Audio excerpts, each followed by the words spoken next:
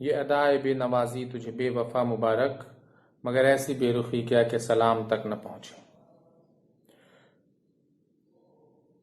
पिछले कुछ दिनों में मेरे साथ अजीब सा कुछ हुआ कि मतलब ये चौथा केस था। अभी मेरा एक दोस्त अभी यहाँ से गया है और उसने अपने मतलब लड़की का मैटर बताया, बंदी ये वो लड़ाई झगड़ा। तो उसको समझाते समझाते मैंने कुछ ऐसा कहा कि मुझे लगा कि रिकॉर्ड करना चाहिए उसको। वो तो ये मतलब ब्रेकअप वालों को शायद हिदायत दे, जो भी हो। ये अदा ये अदाए बेनवाजी तुझ बेवफा मुबारक, मगर ऐसी बेरुखी क्या कि सलाम तक न पहुंचे। इसमें मोटा मोटी ये समझ लीजिए, जिसको नहीं समझ में आया हो ये शेर के, इसमें कह रहा है कि यार इतनी मोहब्बत कि तुम मुझे हाय बाय तक नहीं कर सकती। एक्चुअली वो आया और मेरे सामने मतलब बैठ गया डेली की तरह। तो मैं बोला कि यार अब फिर तुम मतलब क्या हुआ बताओ। ये सब पूछने, थोड़ा सा हाल चाल लेने के बाद मैंने खुद पहले ही पहल की और मैंने बोला कि देखो, ये जो लड़कियां जब छोड़ के जाती हैं, पहले तो मैं एक बात उसको क्लियर किया। मैं बोला कि देखो, छोड़ के जाना लड़कियों को ही शोभा देता है, लड़कों को नहीं। ये उसका उसका ही मतलब गहना है, लड़कियों का ही गहना हो सकता है, लड़कियों को ही अच्छा लगता है, उसी के लिए शायद नेचर ने बनाया है। अगर दो रिलेशनशिप में अगर कोई छोड़ के जाता हो तो लड़की ही छोड़ के जाती है तो ज्यादा अच्छा लगता है। मुझे पर्सनली मैंने उसको बताया कि क्योंकि जब लड़कियां छोड़ के जाती हैं या फिर छोड़ती हैं, किसी को डम करती हैं, तो उनको अजीब सा किक मिलता है। मतलब क्या मजा आता है, शायद उसको फर्स्ट नाइट में उतना मजा ना आए, किसी भी लड़की को उतना मजा आता है, मुझे ऐसा लगता है। एक ये पिज्जा वाला भी एक ऐड भी है, अपनी सहेली को आके कहती है यार पिज्जा ऑर्डर कर, क्यों क्या हुआ, आई डम्ड हिम। तो इस तरह से मैंने उसको समझाना शुरू किया, बताना शुरू किया। तो वो मतलब बोला यार सरफराज भाई तुम अजीब बात कर रहे हो। तो मैं बोला कि हाँ, अब उसको प्रैक्टिकल लाइफ में देख लो कि अगर लड़की को कोई लड़का छोड़ता है, बेचारी कितनी तकलीफ होती है, कितनी रोती है, वो कितना परेशान होती है। तो क्यों ना वो खुश हो ले। हम लौंडे क्या हैं, तो तुम मतलब टफ हो बे, सही हो जाओगे। तो इसको कहने के बाद मैंने उसे कहा कि देखो, तुम डेली सवेरे उठना और उसे याद करना और कहना मतलब कि यार थैंक गॉड कि तुम मुझे छोड़ के चली गई, ओ माय गॉड। मतलब ऐसा कहना कि यार थैंक यू कि तूने ऐसा किया मेरे साथ, इतनी जल्दी किया। वो गुस्सा हो गया, बोला यार सरफराज भाई तुम बहकी बहकी बातें कर रहे हो। मैं बोला कि यार तुम समझो इस बात को, तुम उस मतलब वो तुमको छोड़ेगी, ये अल्टीमेट सत्य है कि वो तुमको छोड़ेगी। अब उसका शुक्रिया तुम इसलिए अदा कर रहे हो कि वो तुमको इतना जल्दी छोड़ी। वो तो तय है कि कोई लड़का और लड़की रिलेशनशिप में है तो वो एक दूसरे से अलग होंगे। तो वो बोला कि नहीं ऐसा कैसे हो सकता है, हम शादी करेंगे, बच्चे पैदा करेंगे, फलाना करेंगे, धमाका करेंगे, ऐसा भी तो हो सकता है। तो मैंने उसे एक कहानी सुनाई। कहानी कुछ ऐसे था कि एक लड़का है, एक लड़की है, बहुत खूबसूरत है, बहुत मस्त है, everything is okay with her, सब कुछ परफेक्ट है इसका, नॉलेज लेवल से लेके फिजिकल से लेके मेंटल सब कुछ। तो ये जो लड़का है इस लड़की को देखता है और कहता है यार मुझे तुमसे प्यार हो गया है। लड़की कहती है जाओ यहाँ से। कहता है ना प्लीज ना, प्यार कर लो ना। लड़की की तरह मतलब लड़की भी मतलब तरस नहीं, फिर भी मतलब ठीक है, कर लेती है। कहती है मैं क्यों प्यार करूं, कहती है मैं मुझे खुशी मिलेगी। तो ठीक है, कर लेती है। उसके बाद फिर कहती है कि अब मैं जाऊं। कहता है नहीं ना प्लीज ना, मतलब थोड़े दिन रहो ना साथ में। लड़की कहती है ठीक है, थोड़े दिन साथ रहते हैं सब। अब कहती है मैं जाऊं। तो लड़का कहता है नहीं ना प्लीज ना, शादी कर लो ना। तो लड़की कह कर लेती है। अब शादी वादी करने के बाद कुछ दिन बाद कहती है मैं जाऊं। नहीं ना प्लीज ना, मतलब हर प्यार में तो लड़ाई झगड़ा होता ही रहता है, क्या हुआ मतलब सास ससुर थोड़ा बोल दी तो लड़की भी मान जाती है ठीक है ना। इसी तरह करते करते बच्चे कर लो ना प्लीज ना, बच्चे कर लिए। अब मैं जाऊं, नहीं ना अब तो मैं बूढ़ा हो गया, मेरा देखभाल करो अब। ये बेचारी देखभाल भी करती है। उसके बाद कहती है अब मैं जाऊं। ये कहता है फाइनली इसके मरने का स्टेज आ जाता है। जो लड़का है ये बेड पे पड़ा होता है, मरने के आखिरी पल में होता है।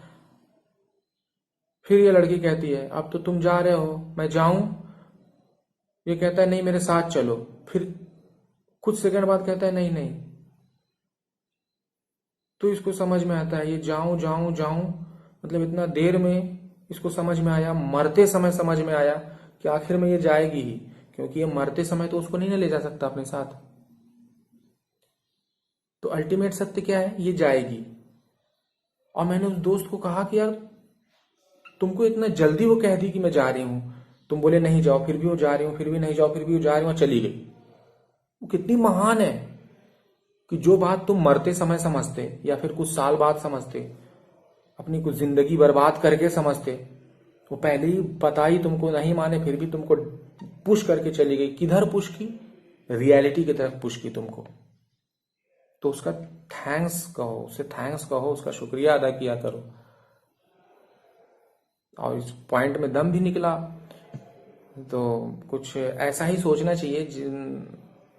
जिस भी रिलेशनशिप में लड़का लड़की कोई भी हो, अगर उसको थोड़ा सा ऐसा महसूस हो कि यार मैं तो मर जाऊंगा तेरे बिन, लेकिन याद रखना कि बुखार तक नहीं आता है रियल में, वो सिर्फ थॉट में ही होता है।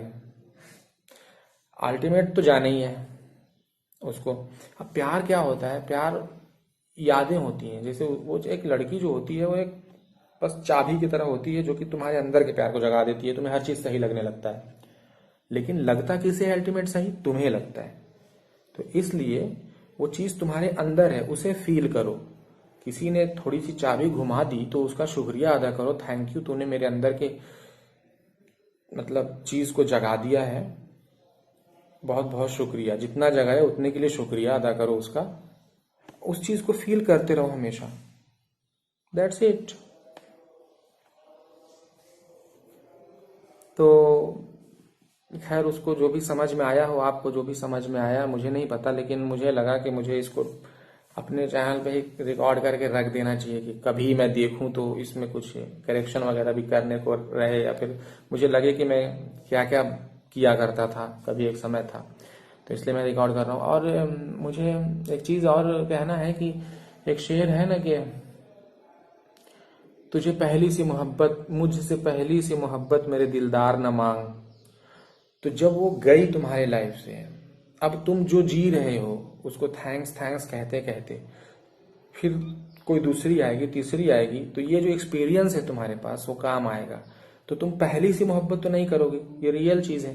तो इस गाने को या इस शेर को मैं आज तक सुना हूं तो वही बोरिंग मोड में सुना हूं, जो कि मुझको आज समझ में आया कि नहीं यार, ये तो बहुत स्पिरिचुअल बात है।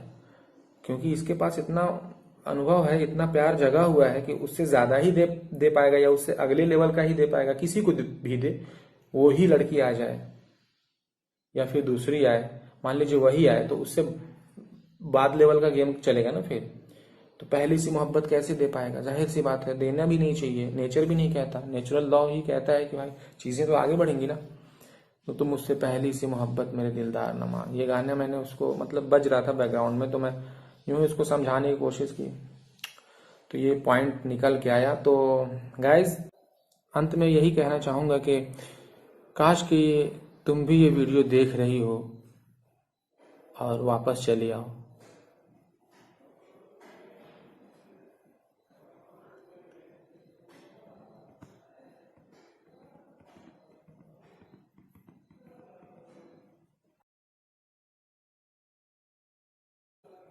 जब अभी आप लोग थैंक्स फॉर वॉचिंग के को फाइनल कट समझ के स्किप कर रहे होंगे, एक सीन मेरे को समझ में आया वहां पे। सोचिए कोई फिल्म का लास्ट सीन होगा, ये